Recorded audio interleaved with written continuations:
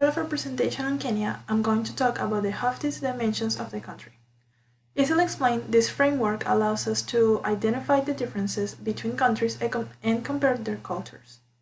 There are 6 main dimensions.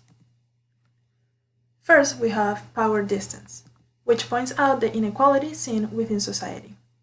Kenya has a hierarchical culture, which means that it scores high in the Power Distance Index, or PDI, specifically 70 out of 100 points. People in Kenya know and accept inequalities and centralization. In a business setting, employees might have to reach to the top management team for answers that the lower levels would not have the ability to respond to. From a very young age, Kenyans are taught to respect hierarchy, defer to elders and superiors, and to speak in a deliberate manner. Besides, it is very common among the natives to talk and even brag about their educational background, since this helps them to have a better position within society, and as a consequence they gain respect. The second dimension is individualism. This refers to how people handle their relationships and the importance they give to them. Kenya has a collectivistic society, with a score of 25 on the individualism scale.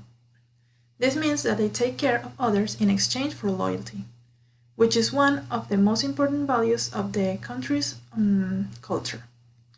In fact, Kenya uses the word Harambee, which means to pull together, to describe the people's approach to others in life.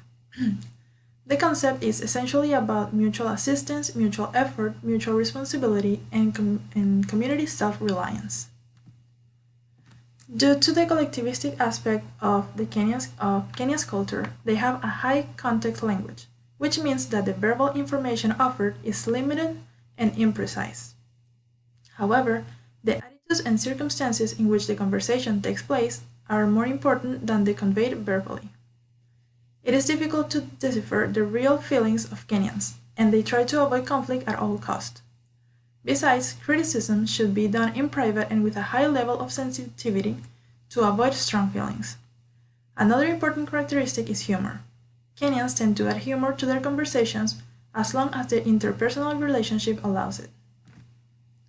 Now we are moving to the third dimension, masculinity versus femininity. This dimension is concerned with the distribution of roles between men and women. In Kenya, masculinity predominates, scoring 60 out of 100. Kenyans strive to be the best and are always proud of their achievements. In this case, we can say that this dimension is tightly related to Kenya's hierarchical culture, since feelings of pride and importance are attributed to status.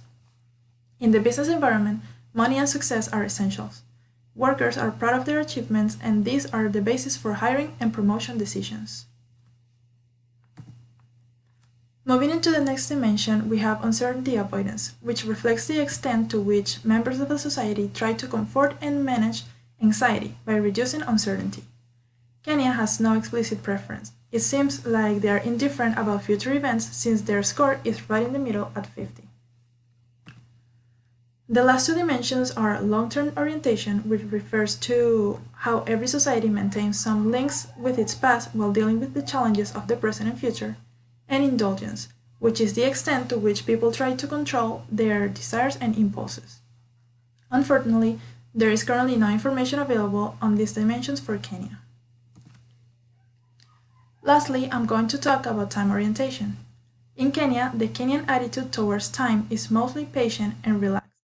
It is common for people to arrive after a designated time, or for services to be delayed by up to 30 to 45 minutes.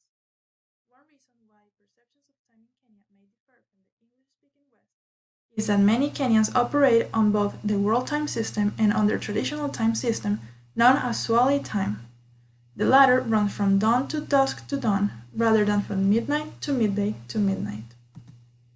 Here are my references, and thanks for watching.